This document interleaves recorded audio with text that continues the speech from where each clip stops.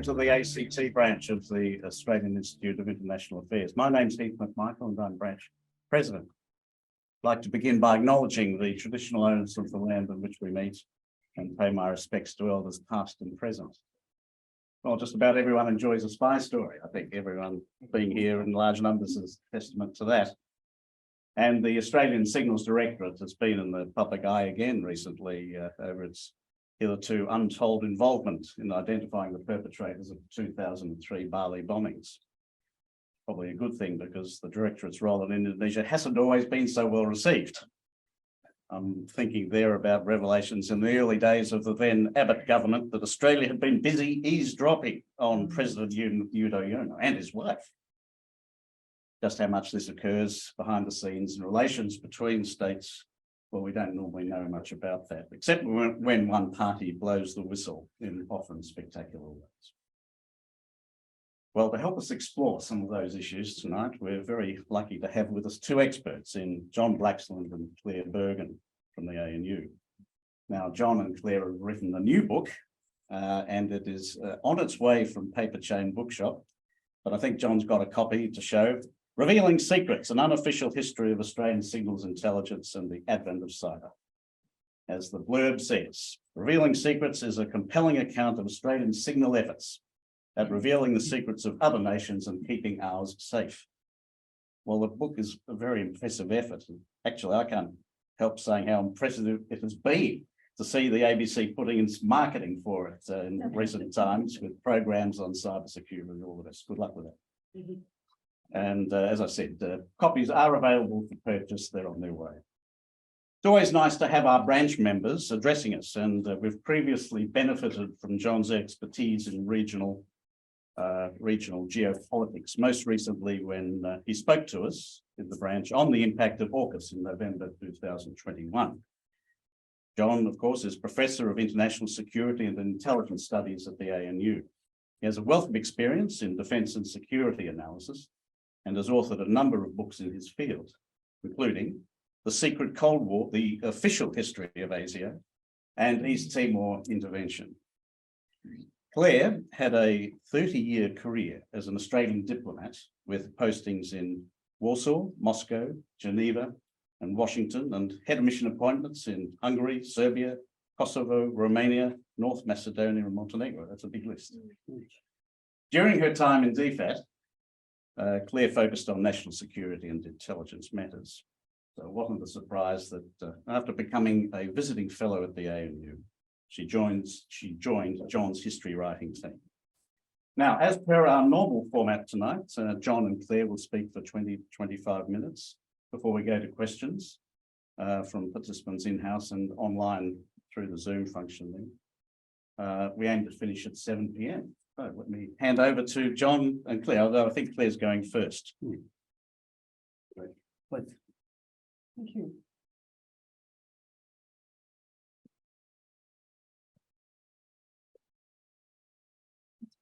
Lovely to see friends here, and welcome everyone. It's lovely to see you. There's of course no doubt about the importance of signals intelligence in international affairs. And one of the best examples in our book is the Zimmerman telegram, which brought the Americans into World War II. The United States didn't enter the war until December 1941, and the reason was a British codebreaker's decryption of a telegram from the German Foreign Minister Arthur Zimmerman to the Mexican embassy in Washington. Zimmerman wanted Mexico's help to keep the American army busy on the Mexican border in exchange for the return to Mexico of the territory of New Mexico and Texas after the war. In an early example of source protection, the British made up a story about the decrypt being retrieved from a waste paper basket in the German embassy in Mexico City. So, as well as being an example of how signal intelligence changed the course of history, it also shows how its role was kept secret from most people for such a long time. And as many of you here know, there's a very important relationship between signals intelligence and the work of the Department of Foreign Affairs and Trade and other departments. To be an effective diplomat, people have to trust you enough to tell you things. And if they trust you, people will often tell a diplomat far more than they will tell a journalist. Not just because what they say won't appear in a newspaper, but also because they trust the security of your communications, which involves encryption. A very primitive illustration of this, which a couple of you in particular who are here tonight will appreciate, was back in 1983 when I was on language training in Lublin in eastern Poland. I was approached very surreptitiously by a worried Polish member of Solidarity who told me that a CIA team from the American Embassy had arranged to come for a meeting with the Solidarity cell in Lublin, and that the Polish secret police had found out and were waiting for them. If the Americans had turned up, the consequences for the Solidarity people would have been terrible. Phoning to warn the embassy in those days wasn't an option because telephone calls were monitored by the police. So I caught the train to Warsaw, which took 4 hours. And Poland then wasn't the consumer's paradise that it is today. There was nothing to drink on the train. I remember, and I can still remember the taste, except birch juice, which tasted of glue and made me thirstier. I went to the Australian Embassy where I told an Australian Embassy colleague who went to the American Embassy and told them, and as a result, the CIA visit was mercifully cancelled in time. An encrypted report was sent back to Canberra from our embassy, helping to build a picture of what was happening in Poland.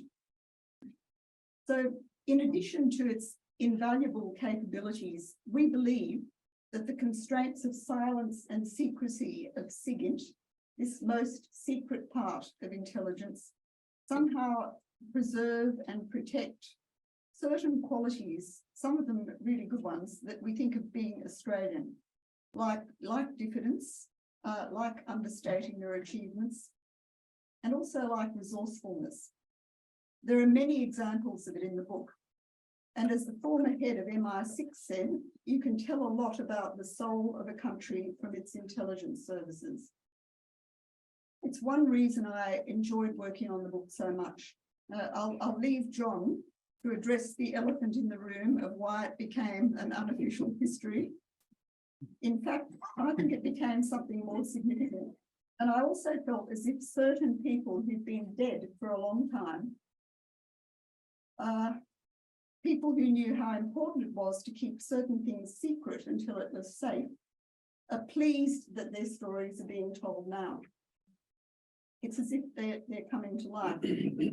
I really enjoyed Andrew Probyn's program, Breaking the Codes, and I found it incredibly moving to hear those two garage girls and close friends who had kept their secrets for so long, being able to say after all those years that they knew that they had done something very important, and they had. But the story of Australian SIGINT, of course, began long before the hot garage in Brisbane. The book actually goes right back to the very beginning, even briefly to the origins of coded messages. Australian signals intelligence did not suddenly appear from nowhere. But I would like to mention now just a few of the remarkable people who helped make Australian signals what it is today.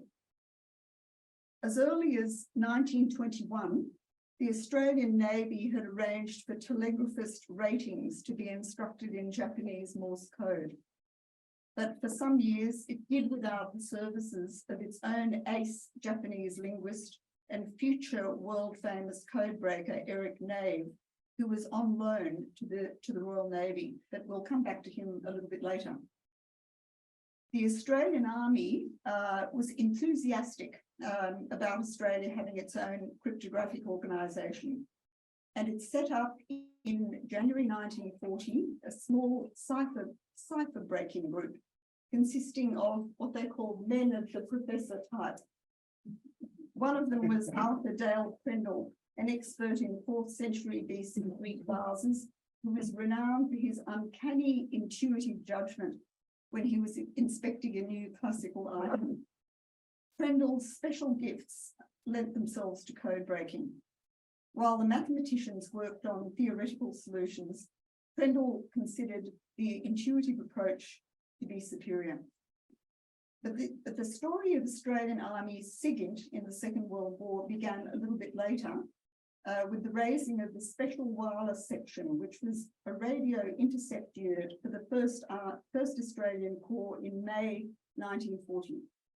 The section served during the defence of Greece, followed by the campaigns in Crete and Syria. An Australian intelligence officer, who's one of my favourite characters, who made an impression at the time, was Alistair Sanford. He was witty, popular, fearless. He won medals for gallant and distinguished service in the Middle East. He eventually became the Australian Deputy of Central Bureau, which by 1945 had about 4,300 servicemen and women. Sanford often threw bohemian parties, and his interests included art. He even found a job at Central Bureau for the Australian artist Donald Friend. His letters to British and American intelligence chiefs at the time showed that he was charming and extremely diplomatic, and he gave the impression of being resigned to Australia's junior partner status in those relationships, but he wasn't. He was determined to defend Australia's interests, especially where SIGINT was concerned. Returning to Australia's world-famous code breaker, Eric Nave, he was lent back to the British, by the British, to the Royal Australian Navy to head the Special Intelligence Bureau, which, among other things, in late 1941, decrypted messages showing Japan's intention to declare war. There was a fight, however, between him and a very aggressive American colleague, for which Nave, it doesn't matter, was most unfairly blamed.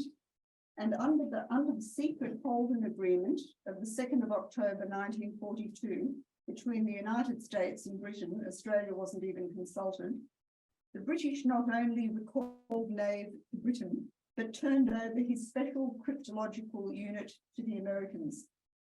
But after very skillful lobbying by Sanford, the Deputy Director of Military Intelligence and Australia's senior military representative in London, the Admiralty eventually agreed to Nave's loan to the Australian Army in exchange for a visit by Sanford to confer with GCNCS and explain the Australian setup.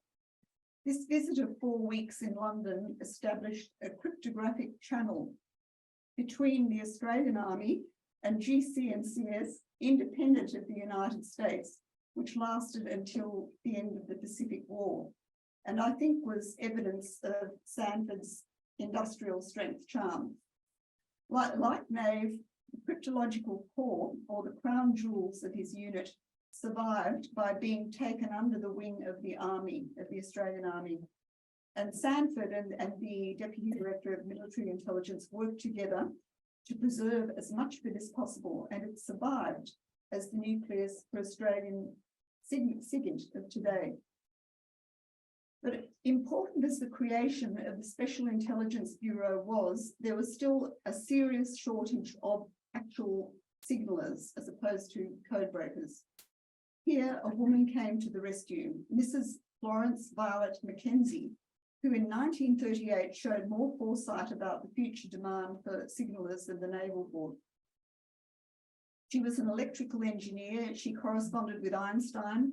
She was the first female owner of an electrical store in Australia, and she opened a school to train girls in Morse code and radio.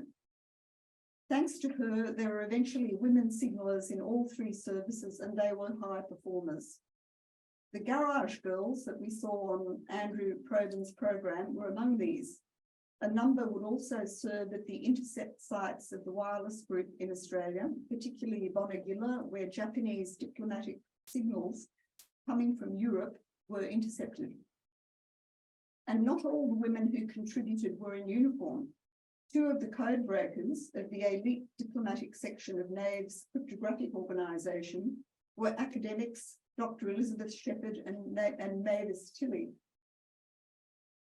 And in professional terms, you can't help thinking that the brilliant cyber warriors on Andrew Probyn's program, like the young woman who orchestrated the safe return to Australia of the would-be terrorist, are the direct descendants of these remarkable people. This is wonderful, but the pressure to stay ahead of the game is only increasing. In the contest of the century between China and the United States still has the edge in quantum computing, but the Chinese are working to build quantum computers so powerful that they will easily crack today's encryption. And Ukraine is a constant reminder of the importance of signals intelligence and cybersecurity. Russia had expected an easy victory, which has turned out to be anything but. And one big part of this was Ukrainian creativity. With its communications infrastructure in jeopardy, the Ukrainians turned to Starlink satellites and ground stations provided by SpaceX to stay connected.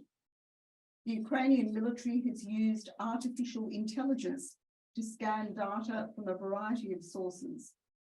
And speaking of AI, the president of RAND, Jason Matheny, has just been in Australia. Some of you may have heard him talking about the risks of AI, including its potential to accelerate the development of cyber weapons and pathogens.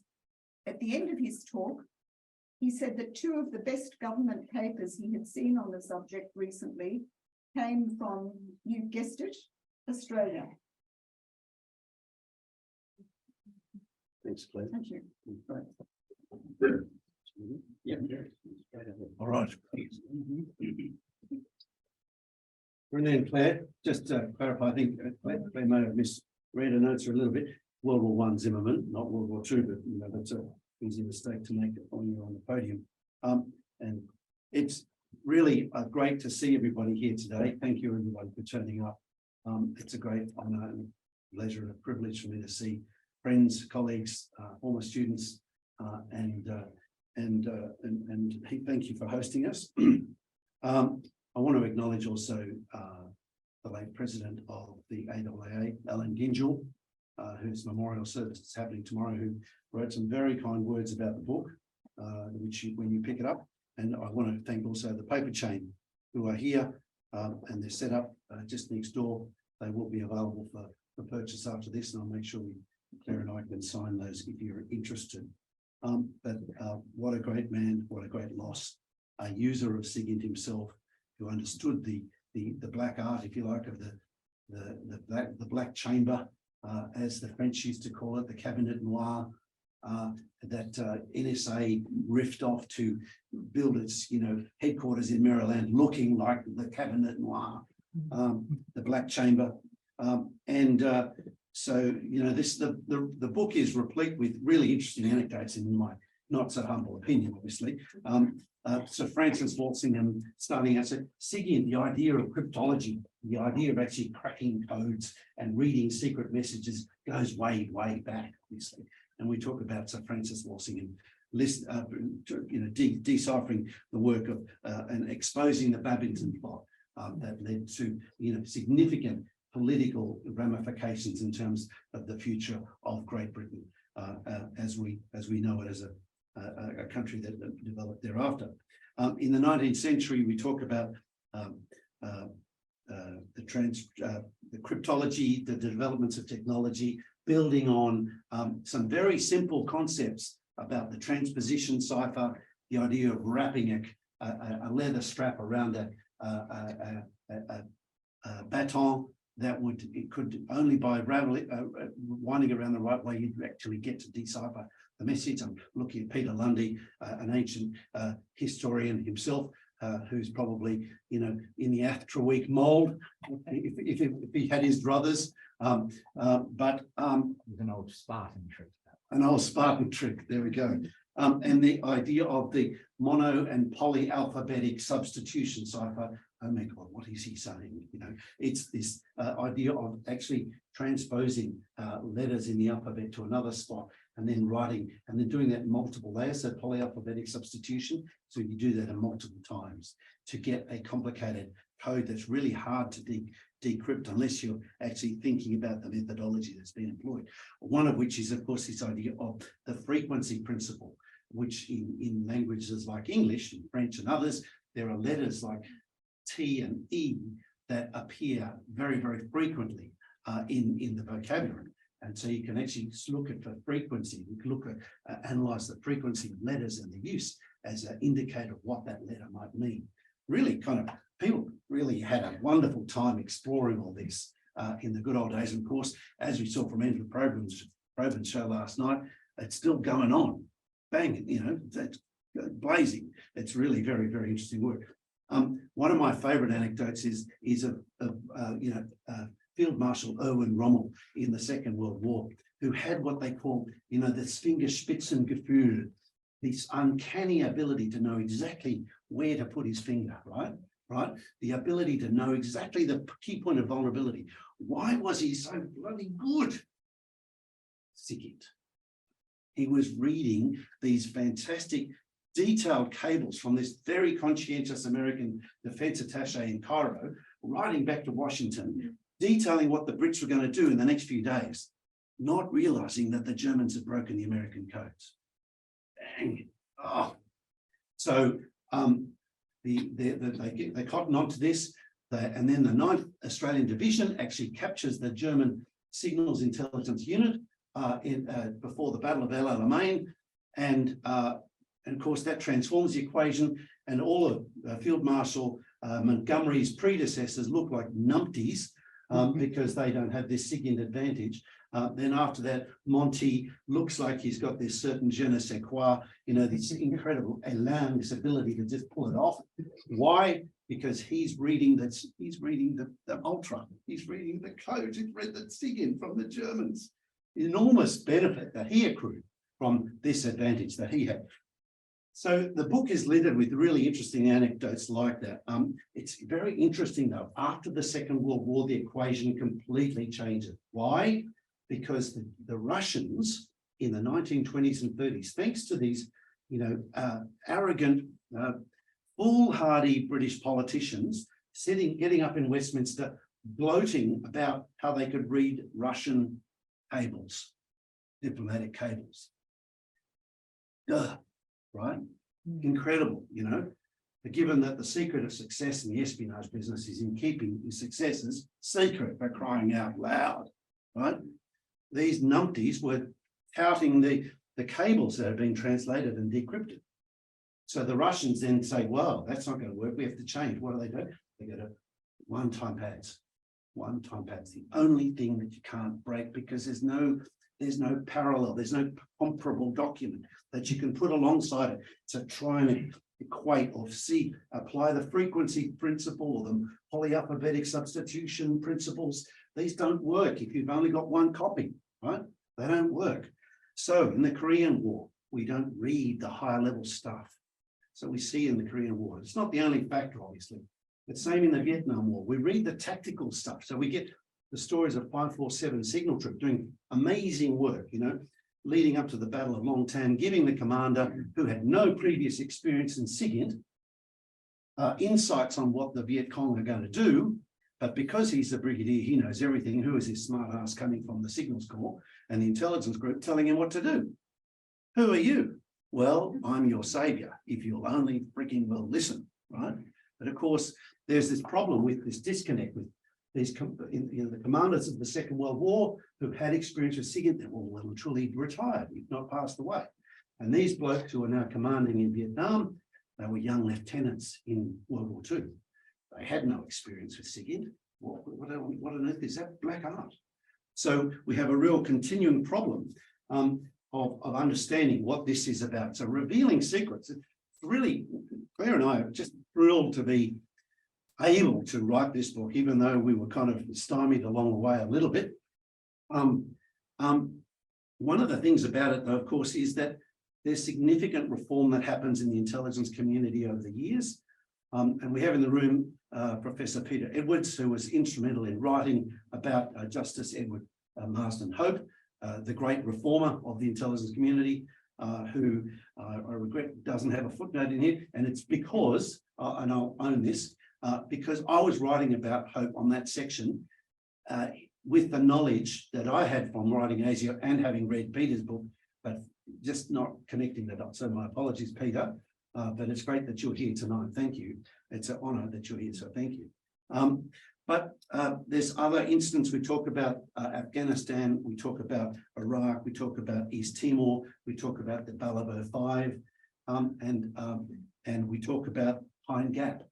An amazing, you know, what Des Ball, the late great, one of my great mentors. I'm very sorry he's not here for this, to see this.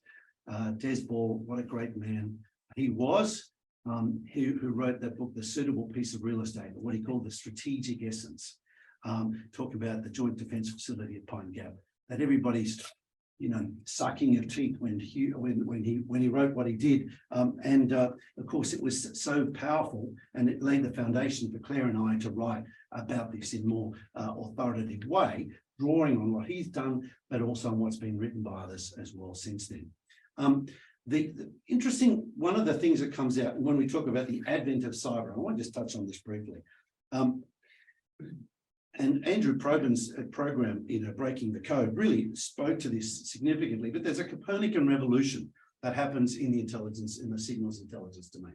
This secretive domain, the secretive organisation, whose very title is meant to deflect attention from its real purpose, right? The Defence Signals Bureau, it's not Telstra, folks, right?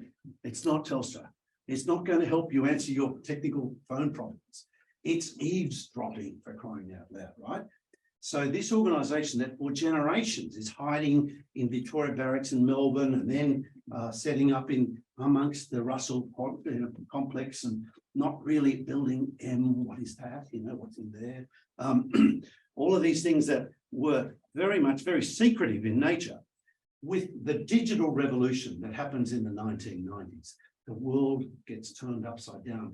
ASD goes through an existential crisis. OMG. Nobody's using HF radio anymore. What are we going to do? That's the story of our success in the Second World War. Of course, the digital world unfolds, and it opens up another transformative domain for signals intelligence exploitation and cyber aspects, which we touch on in the book. And of course, we see the transformation of this organisation that goes from being, you know, introverted, basement dwelling, hoodie wearing, you know, geeks, to having a more extroverted, front-looking, shop-fronted organisation with offices in the capital cities around the nation. Extraordinary transformation, extraordinary. And of course, in light of the reforms that Peter Edwards wrote about with Justice Hope, we have the ability with the Inspector General of Intelligence Security and the oversight mechanisms that have been put in place over the years since then, we can have a degree of confidence that this organisation is held to a higher standard than its earlier predecessors were. That is because with organisations like the IGES, you have like a Damocles sword, the Permanent Royal Commission hanging over your heads. It can come into your office and look at your very next keystroke to see what you're doing, and what you're saying, and then ask you to explain yourself. Powerful. Very powerful restraining influence on excess behaviour. And you don't get Snowdens in Australia. And one of the reasons I would contend is because of that power. That reform, the Hope reforms that led to a much more restrained, accountable set of organisations, SIGINT being one of them, ASD being one of them, that's accountable under legislation. That is actually reportable to the Parliament, that is accountable through them to the Australian people. And of course, when we think about Snowden, it's also worth reflecting on the great story in the book of which I really like, Herbert V. Yardley. The guy who writes about the American Black Chamber. Right? He was a SIGINTer in the First World War, First World War chapter. We really enjoyed writing. It was a lot of fun. But this guy, he gets rejected. Henry Stimson comes in as Secretary of State in 1928, and he said, well, gentlemen don't read each other's mail. Right? So he cancels the SIGINT organisation, turns it off. So Herbert Yardley is in a fit of pique, writes this powerful, evocative book about the 1921 Washington Treaty negotiations, where the Americans completely have the Japanese over the barrel. Right? And then this book is translated into Japanese. The Japanese are just road bubble, right? Absolutely hopping mad at what the Americans have just done. Feeds into this, the rhetoric that justifies the Pearl Harbor subsequently. It doesn't explain it, but it certainly feeds into it. So the American Black Chamber, of course, the converse of that is that early Australian SIGINTers, the Trueeks, all the other early SIGINTers in Australia, read Yardley's book to know what the blazes you should be doing, right? Because no one knows this stuff. It's a black art, right? So they read Yardley's book. Anyway, so revealing secrets, it's not only a motto, it's a function. You know, the motto of AST is to reveal their secrets and protect our own. So it's a bit of a double entendre, if you like, for the title of the book. It's certainly not revealing too many secrets about Rachel, because it doesn't talk very much about Rachel, and that's because we weren't allowed to. As much as I'm only joking, maybe only half joking. But can I just say, look, you know, when we had our contract cancelled, I was gutted. You know, I felt that we could, off the back of the ASIO history, demonstrate some confidence that the government could have that we could pull it off and not break any, you know, national secrets that were still sensitive. That wasn't the case, and Claire was critical in supporting me and say, John, no, we can do this. We can get up. We can continue. The ANU, Brian Schmidt, the Chancellor, the Vice Chancellor, I should say, very kindly supported us with the project because ASD wanted the money back. Brian said, well, you can have what we haven't spent back if you give John the IP to what we've already drafted, which is basically the story up to 1945. And the rest, the post-45 story, it's written from purely unclassified sources, informed by the life experience of Clare and I, but only from unclassified. So read between the lines. So big thank you to AIIA, big thank you to Paper Chain, very much for coming along and for doing the double act. Very kind to thank you very much for the sale of that. Claire and I will happily sign copies of that. We're honoured you've come. We tickled pink. Thank you so much for joining us, and please enjoy the book. I'm pretty confident you will. Thank you. Thank you.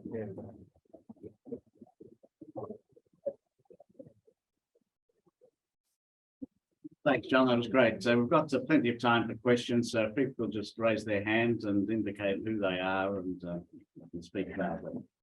Who's going to ask the first question? There must be plenty of material. Don't be bashful. All right, there's a hand at the back. Hi, my name is Miguel. I work in the private sector. I have a question regarding cybersecurity and the fact that we have an intelligence review on the horizon, touches on something you alluded to about Telstra. I was wondering if you think the having the Australian Cybersecurity Centre within AEC is a sustainable model, given that ASCP is a first point of call for a cyber attack, and demand for foreign signals intelligence has never been higher with the investments in the red spikes. Thank you. Yeah, thanks, Miguel. That's a great question. I would make a couple of observations. I think we are in cyber where we were with the Australian Flying Corps and air power in the First World War. It was something that hadn't quite matured. It had its heart in the army.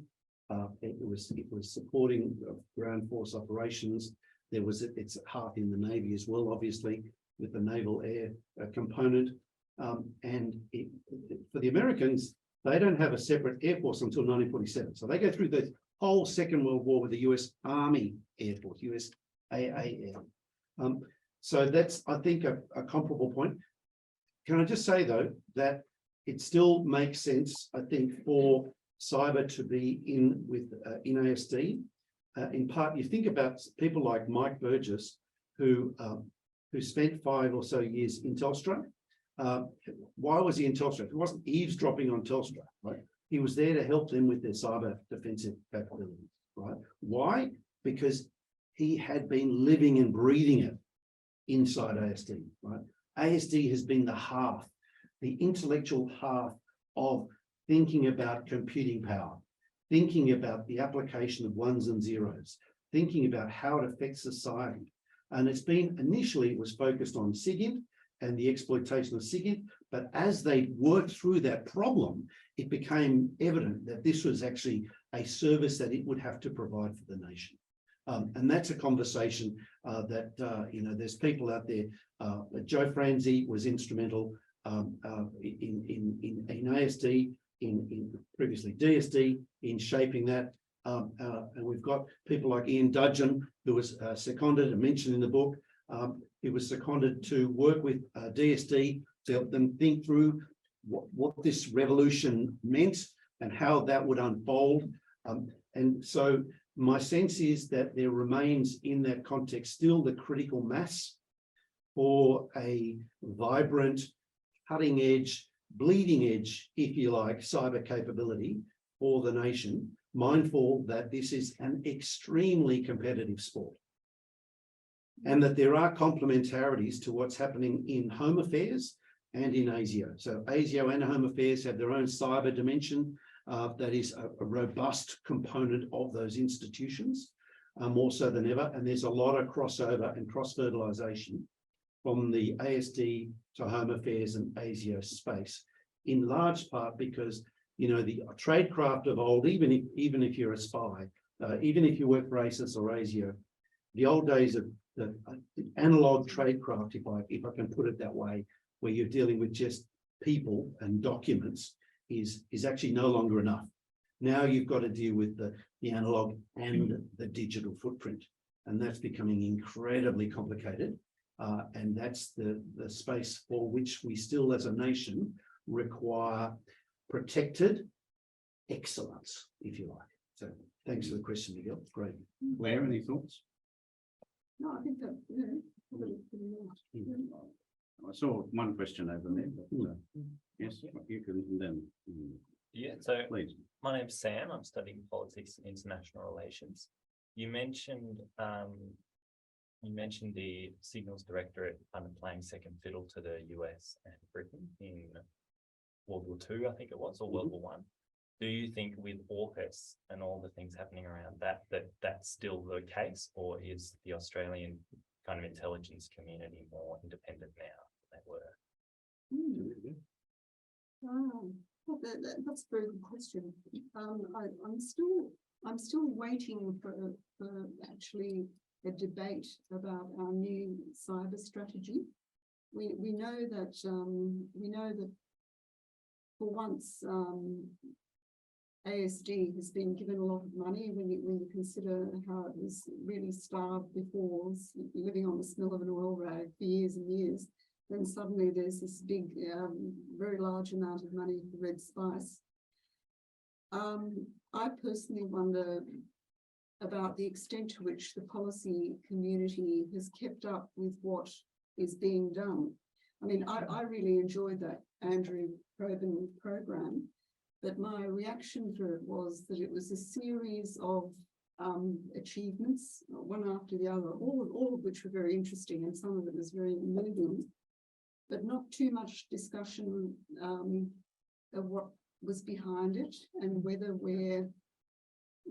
and how we fit into, for example, the United States strategy of persistent engagement. Are we doing that? And if so, have we all discussed it? Do we know about it? I'm just waiting to hear more about. I know that there is a new cyber strategy, but do we know enough about it is my question. Okay, Rosemary. Oh, you want to have another? Yeah, I was just going to add a little bit on that. Our engagement with the United States, it's a double-edged sword. It enables us to access some of the cutting-edge concepts and technologies and software ideas that are being developed there.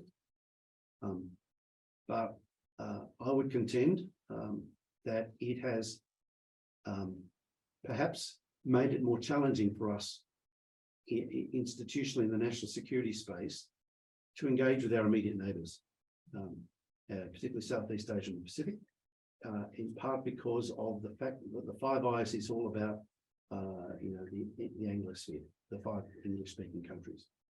And to my mind, and in my engagement on the question of AUKUS, I think there's a creative tension there that we have to somehow work through.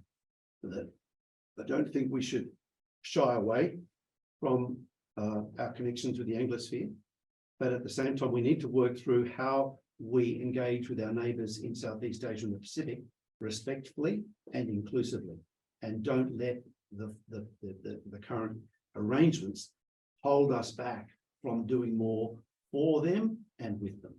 And I think that's really important. And there's a lot of the discussion out there tends to be binary about this, tends to be, it's either you can do that or the other. And, AUKUS or the Five Eyes precludes us from doing ASEAN, or South Pacific. I don't buy that. I don't think that that's a fair representation of what Australia can and should do. I recognise, though, that it is challenging. And we somehow need to reconcile that dialectic. Thanks. Okay, Rosemary, yeah. My name is Rosemary Ganley, and I'm a member of USI as well as a member of this organisation. And I'm renowned for asking the question that no one wants to answer. This is an enormous problem, an enormous. Where are the people coming from? You've got to have people to do the work. Do you mean? You've got to have spies, you've got to have communicators, you've got to have analysts, you've got to have technicians, you've got to have the whole workforce behind this whole new idea of, an intellectual structure. Nobody wants to actually talk about where they're coming from and how we pay for them and where we train them. Well, Who's training them? Well, a lot of our students actually go to ASD. I've noticed. But it's still not enough. We just don't have enough people. But I think you're right. There aren't enough, but there is a huge recruitment drive, and people are really being encouraged to join. And people are fighting over the same people. Yeah. Wow. Yeah, no, so there is a bit of a problem. Red Spice in particular, with the being flush with funds, has enabled ASD to be more aggressive in the pursuit of recruited personnel. It has, I think, to a certain extent, anecdotally at least, from what I've heard, kind of been a little bit of robbing Peter to pay Paul. Exactly. People get a security clearance in another part of the national intelligence community, get sucked up into that space because that's the more dynamic space at the moment. That's the more well-resourced space at the moment. And you're right, Rosemary. Always lovely to see you. That we have a challenge in actually positioning ourselves to recruit more broadly, and look, that includes recruiting people who don't necessarily have antecedents from the UK. Yeah, well, I was going to say language. Yeah, that's right. And it is starting to happen, but we are butting up against security clearance challenges that what was AGSPA, and it's changed its name. It's now something else. I can't keep up with the acronym changes. But the Security Vetting Authority for the Commonwealth is now, there are significant challenges in that space as it tries to adjust to the new world where it's more inclusive and less, just Anglo-European in its makeup. But it's a really important point. It's a really important dimension of what has to happen and is incrementally happening slowly. I'll just inject a question myself here while we're on the topic of human resources. I'm thinking about that list of professions most likely to disappear in the next few years in the face of artificial intelligence. Intelligence analysis is near the top of the list. Yeah, well, it's interesting because we felt in marking essays this year, artificial intelligence is featured in the midst. And it's actually challenging to discern what's human written and what's machine written. Yeah, I would add though that I think one of the things that and I've got seen Siobhan in the audience there, she's nodding knowingly.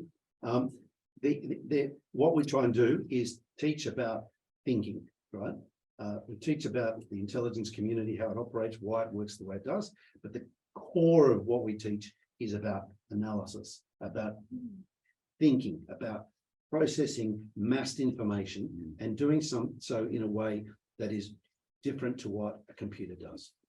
So I don't think, I'm not overly concerned at this stage that AI is going to make intelligence analysis redundant, in part because what you need is that innate sense of a human being to actually discern between something that reads well but is bollocks, and something that is actually almost there, but requires a reservation of judgment because there's more information required, and that you need to go back to the HUMINT or the SIGINT or the imaging GeoInt agency for further validation, and that space, that space where we're talking about stuff that's contemporary, that's absolutely cutting edge. It's like it's happening today and it's about something happening tomorrow, right?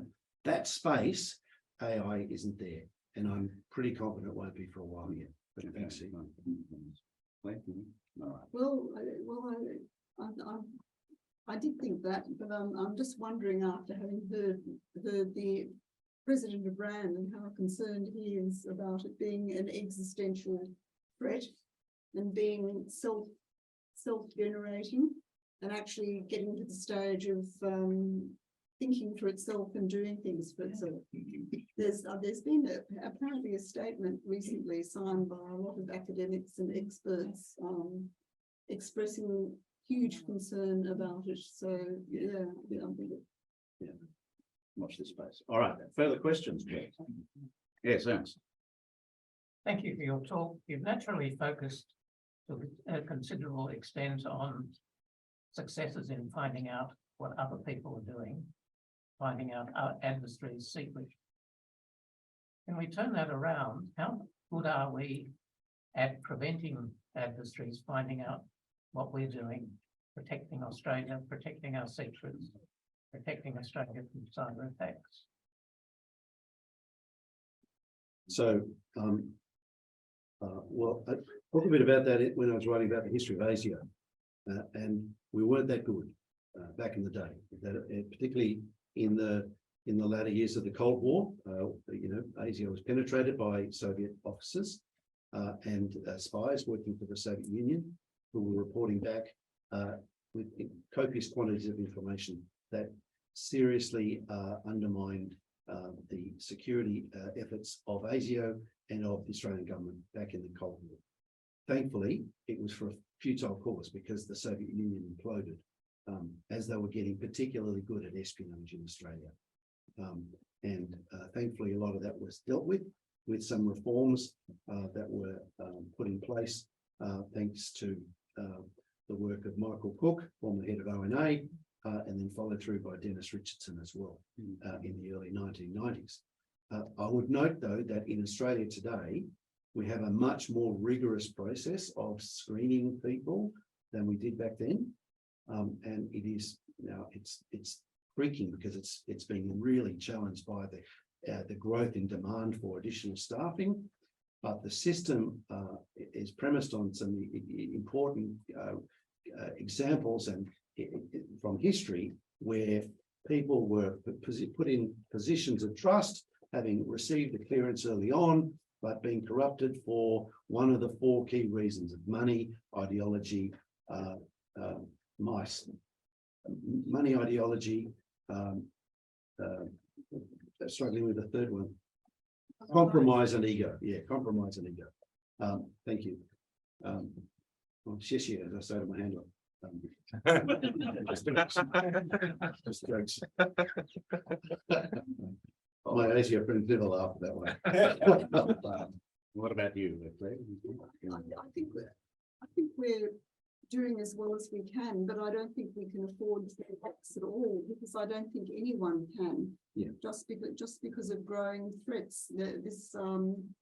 This business about the Chinese working away at quantum computing so that all encryption will be broken if they succeed in doing what they're setting out to do.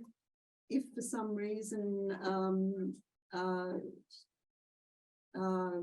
there was an invasion of Taiwan and their semiconductors were all got into, it would change the whole equation. It would change the security of the world. So, including Australia. So we wouldn't be exempt from it. So I think that we just have to keep working as we're doing at the moment at staying ahead of the game and not relaxing about it or being complacent.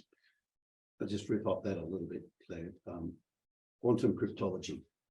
This is the next frontier for ASD. And it is a very difficult space. Quantum computing, for those who know, it's a bit of a black art. It's trying to go between having more than just ones and zeros that you have in your standard computer and having fractions in between, with a superimposition and undergirding mechanisms that enable you to go way beyond what just ones and zeros can do. Now, I've given a very simple metaphor to something that's way more complicated than that. But nonetheless, it is presenting a significant challenge, because one of the things that ASD has been proud of and been fairly confident about is its cryptographic mastery and an understanding of the limitations. I talked about the limitations in the Korean War and the Vietnam War, knowing that the Russians had gone to one-time pads. They inculcated the Chinese and the Vietnamese to do likewise. That meant that only low-grade codes could be broken. The high-grade codes are always much more difficult. For that, you need triangulation. You need multiple ints to buy in on to solve the problem. That's That's humint, that's geoint, and sigint, plus a bit of open source stuff. Triangulating the various methods and sources to give you a more three-dimensional answer to the problem. That is a huge space at the moment. A lot of investment going in on that space intellectually. A lot of in universities, a lot of work is gone on in that space as well. And it's a fast-moving feast. If I can play on that. While we're on that topic, John and Claire, David Kiernan online is asking, what about China's massive investment in quantum technologies? How long will it take to break existing codes? They think that in the next few years, the Chinese experts think that. So Yeah. that's a very grave concern. So the counterpoint to that is, of course, that all of this is developing. This is not, no one is standing still on this front. So there's measures, there's countermeasures, there's countermeasures, there's countermeasures, right? This is an iterative match, a competition, if you like. It is ongoing. It is not. It's not something you cross the finish line and therefore, I cracked quantum, cryptology. No, it's not that simple. It's iterative, and it's going to go on for a long time. Right. Further questions, please. Yes. Yes. Hi, my name's Sarah. You talked about Starlink, AI, and quantum tech.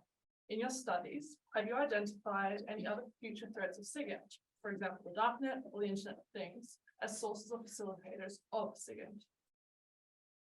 Great question.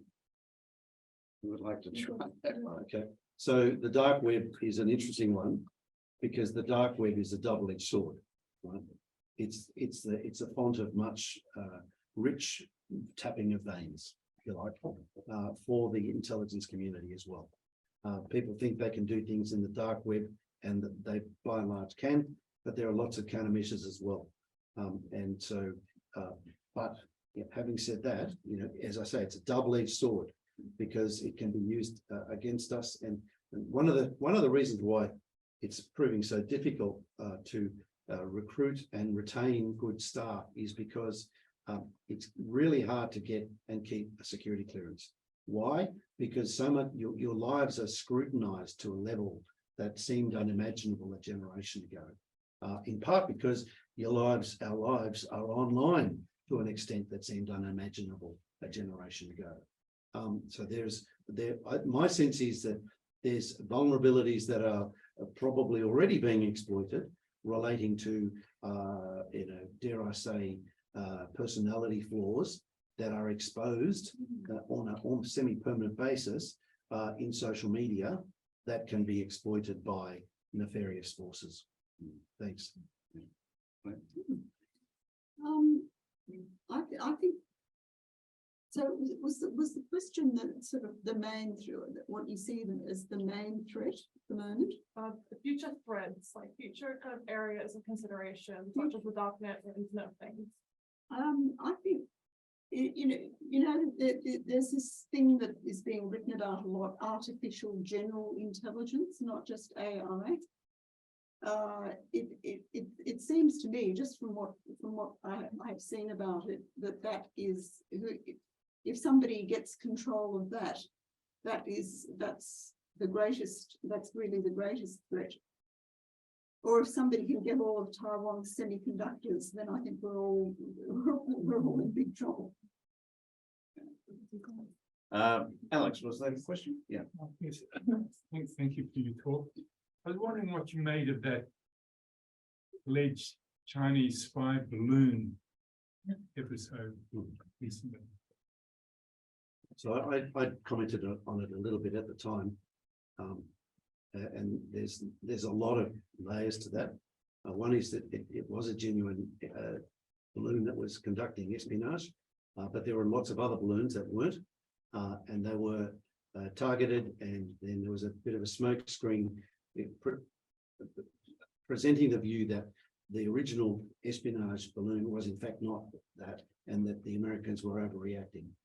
That it's not true. It was a genuine, fairly sophisticated balloon.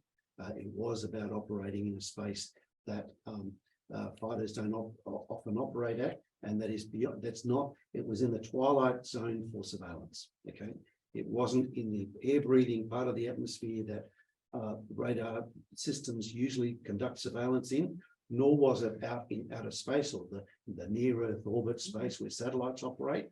It was in the stratosphere, in a space that is not subject, or at least until recently, has not been subject to the same degree of scrutiny.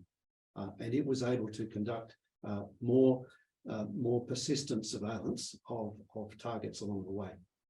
Now,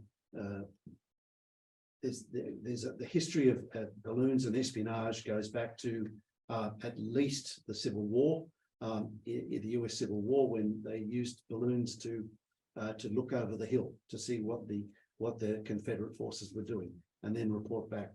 So the idea of espionage balloons is not new. And of course, in the Second World War, they were used. They were sent from Japan to bomb West Coast USA, and there are many of them that were littered the coast of Canada and the Western United States.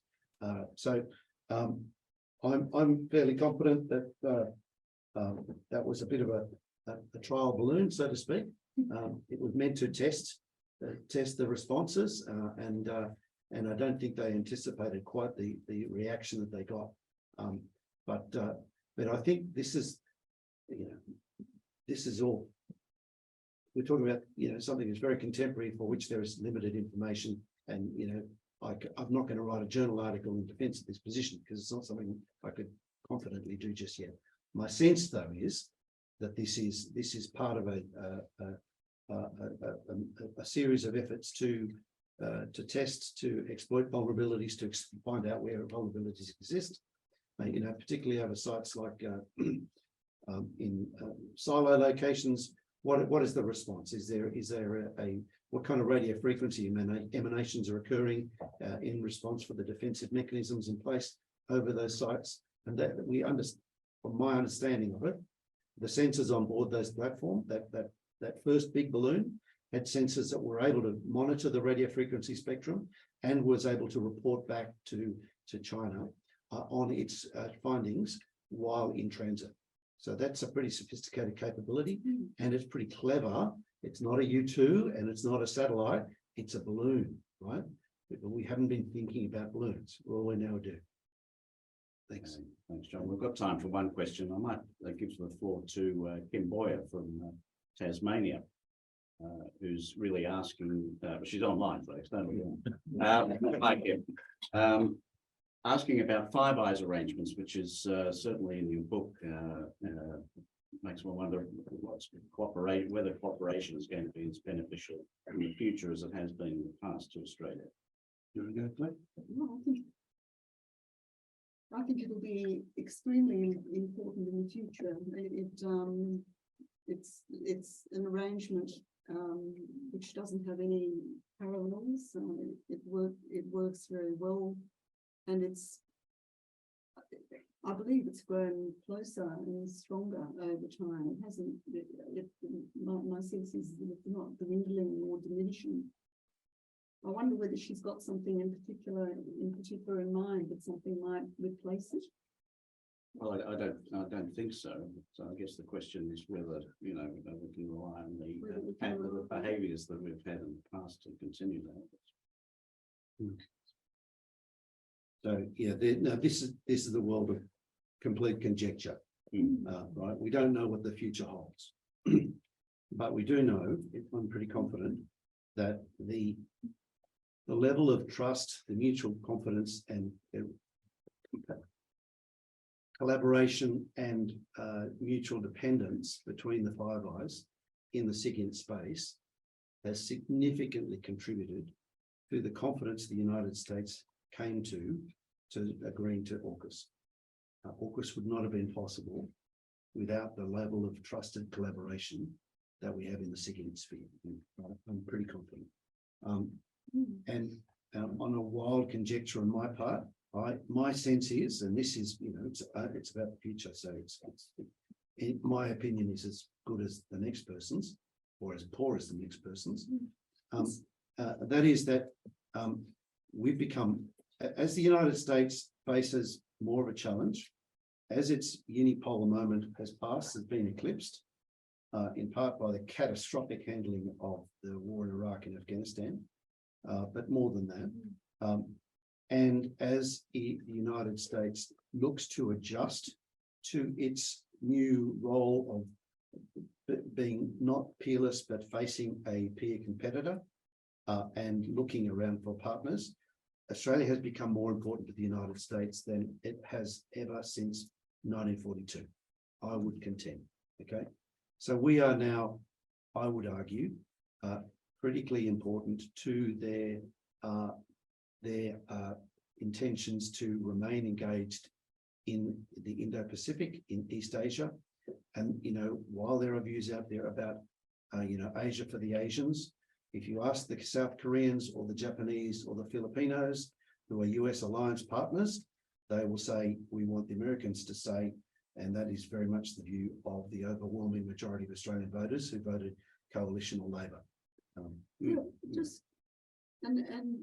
I think John's right, and I think that it's also an important point that it's more up to us now. Maybe it's more up to us than it ever was before. But there's also that I think, a really interesting point to my mind in the book is actually what just one point about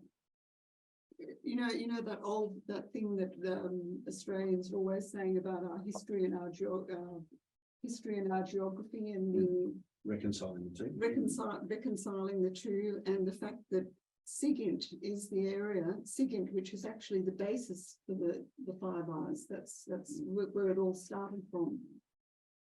That is an incredibly important thing to us and very, very, very powerful. And it's something that we wouldn't give up. But at the same time, we don't want to cut ourselves off from our neighbours. I mean, so maybe, and also I'm thinking of something that Justice Hope said, and he was usually extremely wise. The one recommendation he made that nobody ever disagreed with, but never actually took up either, is that we should branch out more, that there was the United States and the United Kingdom. It's very powerful, these very powerful allies that we had. And he did actually make the suggestion that maybe we shouldn't actually And it's true. I mean, nobody knows what's going to happen in the future, as you just said. Maybe we should be looking further afield. So maybe if Justice Hope were alive today, he would be encouraging us not to throw away the 5 Rs because it's really proved its worth in the past. But maybe there is scope to, in some way, bring others in and try and solve that dilemma that we've always had between our history and our geography. Because it did all start with the SIGINT, didn't it? And that was kind of the, Well, on that broad and optimistic note, we might draw a line under it. And for a wonderful presentation by both our speakers tonight, on behalf of the AIIA ACT branch, I'd like to say thank you very much and present you with a couple of mementos of your coming.